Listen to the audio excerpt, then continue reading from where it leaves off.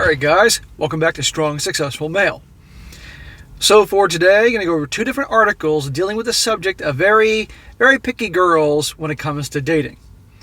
And the two articles, the first one is titled Not Enough Fish, Women Successfully Sues Dating Agency Over Lack of Men. And the other one, which I'll come to in a moment, is dealing with the subject about a survey done from Australia, and pretty much found that, women are more pickier than men, particularly about one particular subject, wealth. No surprise there. But the first article, guys, is about this gal over in the UK, and she's 47 years old, has 3 kids, divorced, and so she was looking for herself for a top man. She was looking for a type of guy that obviously made a lot of money and did all these types of things. So she registered with this exclusive dating agency, not like a dating app, like what a lot of you guys know, but an exclusive dating agency to find her a wealthy guy. And long story short, she ends up suing them because she was angry and felt cheated because there weren't enough good guys. There was a lack of good men on there. Even though you're going to see there was like at least 100 different dudes that fit that criteria, there still wasn't a good enough guy. It's ridiculous. And I'm going over these articles, guys, for 3 reasons. Number one, let's be honest, the entertainment factor, because I know a majority of you guys are here for entertainment. 2, for you guys that do dating and relationships, to show you what's out there. That's why I talk about these things. And the third one is also to show you it's usually these types that end up complaining and making guys out to be these unmotivated losers because we're not all rich or have our own yachts and private jets and all that. There aren't enough good men out there. We're all the good men. Even though there's plenty of great guys out there. Not every guy is going to be able to have his own private jet or make millions and millions of dollars a year or whatever. But there's great guys out there that any guy will be lucky to have, which a lot of them end up realizing when it's too late. So I'm going to go through this, guys. You're going to get a kick out of both these articles, particularly this one when this lady sues this dating agency. It's just absolutely ridiculous. So jumping into it, again, the title is Not Enough Fish, Women Successfully Sues Dating Agency Over Lack of Men. Starts, a divorcee seeking a wealthy boyfriend has won £13,100 in damages from an elite dating agency after it failed to introduce her to the match she hoped would be possibly the man of my dreams and the father of my child. This agency you're going to see a lot of dudes, but there weren't any guys good enough. She's that picky. Teresa Berkey had sued 7030 based in Knightsbridge, central London, for deceit and misrepresentation. On Wednesday, the High Court ruled it had misled the businesswoman about its exclusive membership. Delivering the ruling, Judge Rickard Parks, QC, said, Gertrude Stein quipped that whoever said money can't buy happiness didn't know where to shop. This case is about a woman looking for romantic happiness who says she was tricked into shopping in the wrong place, paying a large sum to a dating agency which she says made promises but failed to produce the goods. Is it all possible that maybe they had plenty of options, made that clear, but she was too picky? Anybody question that? I gotta ask. Seriously, because we know how it is nowadays. And I want to point out, you're going to see some stats about her in a second. It says here, Berkey, she's 47 years old, a mother of 3 who lives in Chelsea, approached the dating agency in 2013 in pursuit of a new partner. Her requirements were not modest, the judge observed. So let's stop here. She is 47 years old, has 3 children. Okay. Now, let's just say there's 100 dudes that are qualified, wealthy guys, successful, money, all that, high education status. Well, call me crazy, but I'm willing to bet you those guys are going to be looking for someone that doesn't have any kids, or maybe somebody younger. Call me crazy. If you're a very wealthy guy, you're very successful, and you have options, are you going to want, if you have the option between a gal that's maybe 30 years old, no children, doing well, pretty, takes care of herself, successful, or one that's in her late 40s with 3 kids, what are you going to pick? Maybe you're in your upper 40s, you may have more in common with the older woman, but you're just not as attracted to her. Or maybe you don't like her attitude. So is it possible that there were plenty of good guys there, but just simply they didn't like her? Is that a possibility? or the fact that maybe she was just too darn picky. I mean, 100 dudes, it wasn't enough. Again, this is an exclusive agency. There aren't going to be that many guys that are going to be super wealthy. There's only so many here. I mean, there's a reason why they call the 1%, or in some cases 0.1%. So you're going to sue the place? I mean, unless I'm missing something here, it seems a bit ridiculous. It says what she wanted was a sophisticated gentleman, ideally employed in the finance industry. It was important that he should lead a wealthy lifestyle and be open to traveling internationally. Translation, take her around the world. And of course, no surprise, had to be a wealthy lifestyle. But one always has to question, always in a situation, what do you bring to the table? Maybe, I don't know what she looks like, but let's just say she's really darn good looking, because you know what, you can have women in their 40s that look darn good for their age. They take care of themselves, they dress well, they work out, they eat healthy, you know, they don't smoke, they take care of their skin, take care of their hair, but it's still not the same compared to a gal in her prime in her 20s. And if a guy has an option of picking one or the other, what do you think he's going to pick? Most of the time. And also, she has 3 children, so that's a lot for the guy to take in. I mean, it's reasonable for a guy to have some reservations there. Her most important requirement was a willingness to have more children, since she always wanted 4 kids. Wait a second, she already has 3 children. She wants another one at 47. I mean, that's some serious risk there. All jokes aside, that's a lot of risk. But but immediately I'm reading between the lines. I'm thinking, another child with a wealthy guy, that sounds to me like an insurance policy. That if the relationship goes south, that wealthy guy is going to be paying 18 years child support, which unfortunately a lot of people use to pocket themselves. Berkey was encouraged by what she read about 70/30 and eventually signed up, paying £12,600 for the service. The judge said the agency then managing director, Lamarck Thomas, claimed there was a substantial number of wealthy male members actively engaged in its matchmaking services who were a sufficient match for Berkey's desires. Translation, they had money. Apparently, this was false and misleading, said the judge, because there were only about 100 active male members altogether. Again, that sounds like a lot of dudes to me that would meet the criteria for having the kind of wealth she was looking for. That number could not by any stretch of the imagination be described as a substantial number without even considering how far that number would have been reduced to allow for compliance with her criteria. Is it possible her criteria was way too high? Anybody question that? And again, this isn't, I don't think they claim to be along the lines of Match.com or Plenty of Fish or whatever the hell they are, OkCupid. It says here, had Miss Berkey known that the true size of the active membership was, she would not have joined 70/30, he said. She was induced to enter her contract with the agency by the false representations given by Thomas, who must have known he was giving her a wholly false impression, he added. In her legal action, Berkey sought the return of her membership fees and damages for distress. Distress? Really? The agency countersued her for libel and malicious falsehood in connection with 2 online reviews she wrote. So they fought back. The judge awarded her £12,600 damages for deceit and £500 for distress. Then he awarded 70/30 £5,000 from her for libel relating to an April 2016 Google review by Berkey. So they got some of that back. Ruling on the agency's libel claim, Park said he had not found the business was a fundamentally dishonest or fraudulent operation, although at the time it probably had short supply of suitable men. Again, suitable? 100 rich dudes doesn't sound like a small amount to me. Now, if they claim to have thousands, okay. But even then, something tells me that now, knowing how things are nowadays, it still would have been hard for her to find someone that would be, quote unquote, a suitable match. Again, given the picky environment that we're in today. And Thomas explained to Berkey that the database included active members, former members who still wished to be matched, and people who had been headhunted and had agreed to be put on the database in the hope of finding a suitable partner. She would have had little cause for complaint, Park said.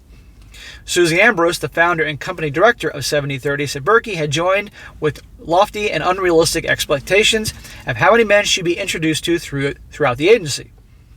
She says, we are a niche, exclusive agency, not a mainstream mass marketing online dating service. We're not going to have thousands of members because there simply aren't thousands of single, wealthy, high-caliber prospects out there, Ambrose said. Exactly.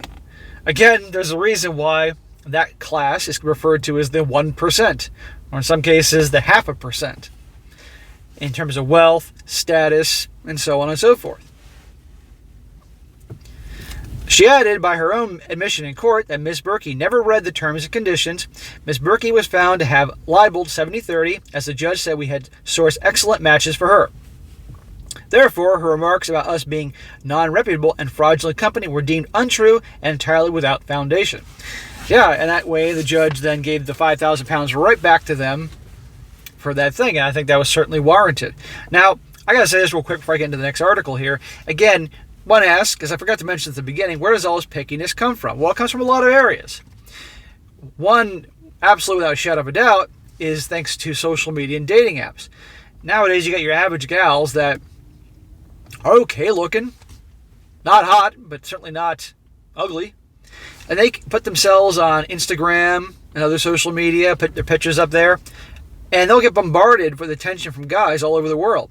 And they put your pictures of themselves at the beach or working out at the gym, and they're, let's just say they are a 7 or above, or even an 8 and above.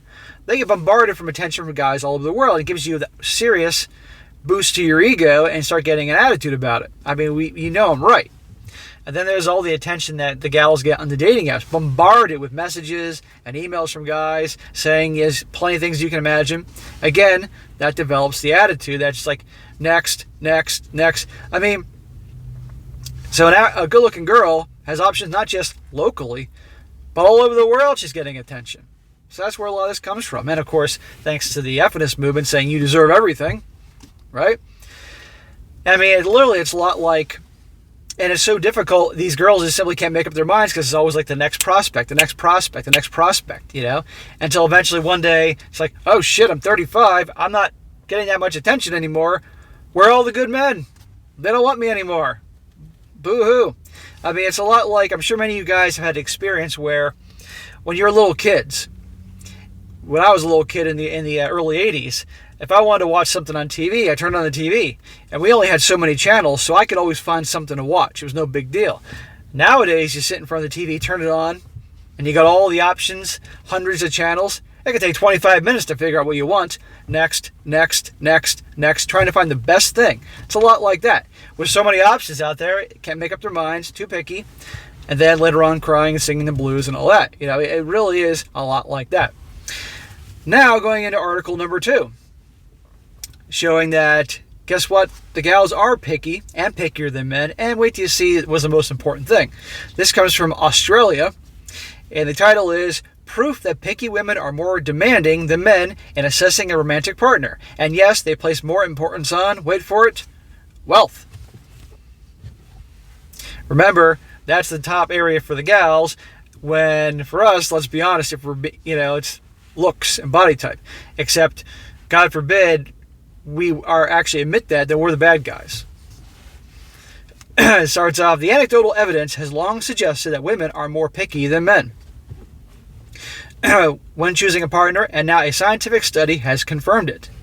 University of Queensland researchers have found, though, through a survey of 7,300 heterosexual users of dating websites aged 18 to 65, that while men and women were largely similar in the relative importance they put on each of the 9 attributes, females scrutinize each attribute more closely than males. Because men are pretty easy. Is she good looking? Check. Can she cook some things? Check. Is she not going to nag me too much? Check. Okay, we're done. We're sold. With the girls, how much money does he make? Where does he live? What kind of car does he have? How tall is he? Does he have a six-pack? How big is his package? Does he speak a foreign language? Does he play a musical instrument? And on. Does he have a master's degree? Better yet, a PhD. Even better yet, 2 PhDs. You get my point. The only attribute in which there was a marked difference was income. Women in the survey rated that as a 29.3 out of 100 in importance, while men had it down to 19.6. A number of theories explain why certain qualities are considered attractive in men and women have emerged over recent decades, with researchers noting their study seems to back up the mutual mate choice theory. The mutual mate choice theory. I love the names they pick for these things. This approach contradicts a previous school of thought developed by Robert Trivers in the 1970s called parental investment theory. That theory said women who endure pregnancy for 9 months, followed by childbirth, nursing an infant, and the lion's share of child rearing, want a man who can provide for her and protect their offspring. Well, duh. We're not that far off from the animals. Again, who are in the wild, who's going to mate pretty much with all the females? The alpha male. The one that's the strongest, the ones that can protect them, and in their eyes, or how nature has programmed them, that will provide them with strong, dominant offspring to survive and carry on the line.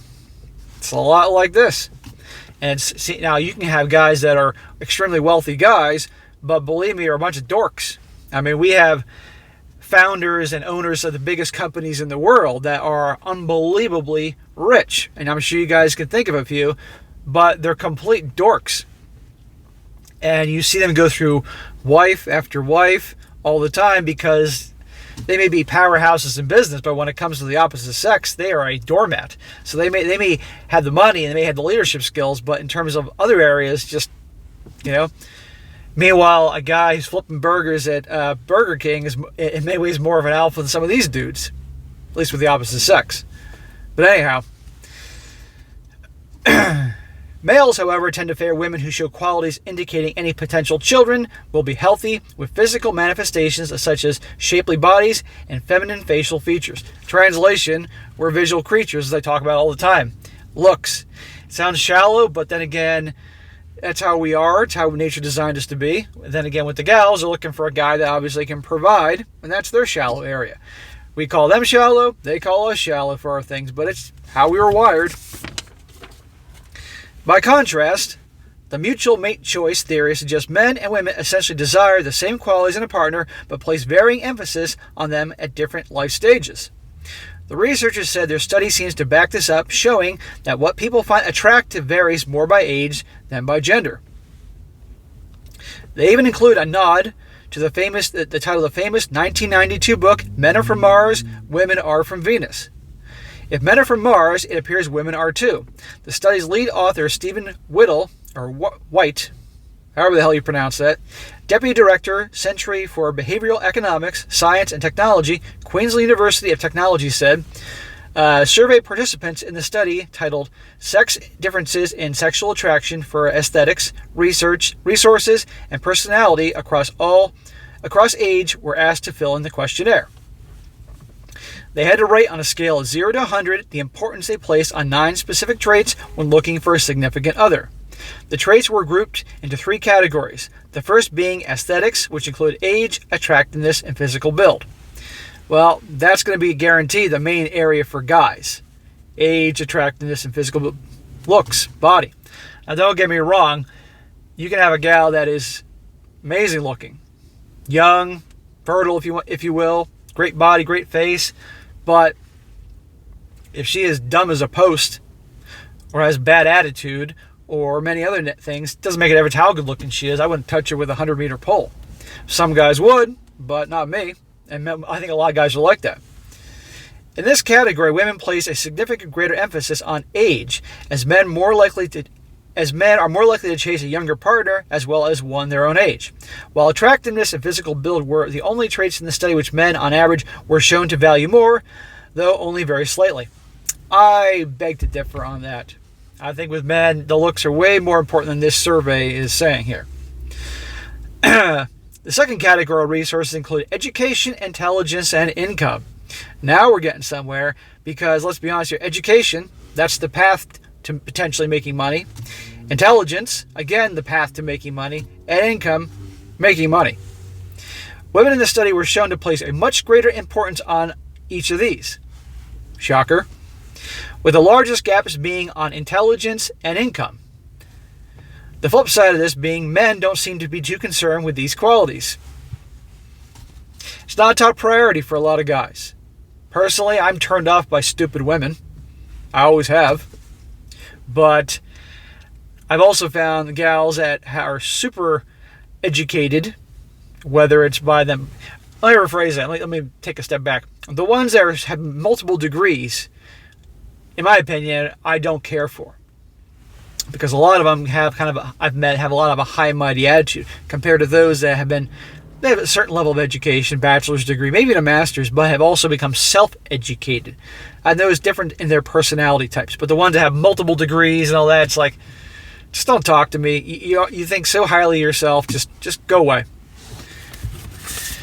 The last category of personality includes openness, trust, and emotional connection. Again, women place more weight on each of these factors than men did, with the largest difference being in the emotional connection trait. Again, this doesn't surprise me. When it comes to guys, they might as well break it down to this. Big boobs, check. Nice ass, check. Great legs, check. Pretty face, check. Freaky in the sack, check. We're sold. Not all of us, but a lot. The researchers conclude that both men and women could be picky, noting that the likelihood of being choosy seemed to vary with age, with most men being picky between 20 and 40, and women being picky between 35 and 50. I definitely say 35 through 50, definitely is a strong number there, but I would say nowadays, because this study probably is a few years old, I would lower it down to at least 25 for the gals, and I would say 25 more like to 60, because the article I just did, she was 47. Okay, pretty close to the 50 mark. But I gotta say, it's pretty funny. But I don't think there's one guy watching this that doesn't know a gal, whether she is a family member, coworker, friend, acquaintance, former girlfriend, whatever, that is psychotically. She isn't psychotically picky. She's psychotically picky, and yet complains that she's alone, no good men out there, and all that, and has a really just distorted sense of her own value, and yet again complains. I know multiple women like this in the 30s and 40s, and I've seen them cry because they don't have the life goals they wanted, family, kids, and all that. And it's like, I've watched you for years go through guys like Kleenex, always looking for the better one. It's a lot like the whole cable TV, click, click, click, click. You can't find the show. Meanwhile, there's plenty of options out there. So it gives me a laugh here. This finishes up here. It says, and the personal constraints such as employment, education, family, and social circles also played a large part with the women. Yeah, because employment, money, education, path to money, family and social circles, status, which can be connected to wealth and money. So it all boils back down to that. But at the end of the day, guys, yes, men and women are different in terms of our main draws of attraction. With them, it's more resources and protection and status. That's a huge area. Us, it's looks, body type. It is what it is. But the difference is that guys are not so psychotically picky. It's the gals. And at the end of the day, a lot of guys are tired of hearing that, being the blame for this. Where are the good men? No men don't want to settle down. Well, we don't want to settle down because of what is out there nowadays. The attitude that's out there. It's just, and also men, guys don't want to get married because they see many guys get raked over the coals in the divorce process. So more and more guys are they're done. Many guys that watch this are done. They're happy with their own life, their own purpose, doing what they want, when they want. They're there with their dog, or their cats, or their snake, or their lizard. That's all they need. And they got their bros to hang out with, and all is well. And I see that going, and I've seen the articles, and it's just going in the direction more and more and more. And yet, there's more of a divide. But at the end of the day, we all know what movement really is the one that set all this stuff in motion decades ago. You all know the movement. I gotta watch what I say on here, but I'll just call it the movement. And I can refer to them as effinists, or even better, angry ones that led things down this path. But I'm starting to lose my voice here, guys, so I'm going to cut this off right now. But anyhow, guys, thought this would be a good one to cover here, just to show you today's world. The woman sues because there weren't enough good guys out there. 100 wealthy guys, and she still couldn't pick one. You got to be kidding me. But it is what it is. So, all right, guys, that is it for today. Be sure to comment down below. Let me know what you think about this. And guys, if you ever come across a really good article you'd like me to cover, or it's a personal story you'd like to share, by all means, email it to me, and we'll certainly cover it down the road. I get a lot of emails, but just be patient, and I'll certainly do it at some point down the road. And be sure to like the video, share with your friends, and subscribe. And I'll catch you next time.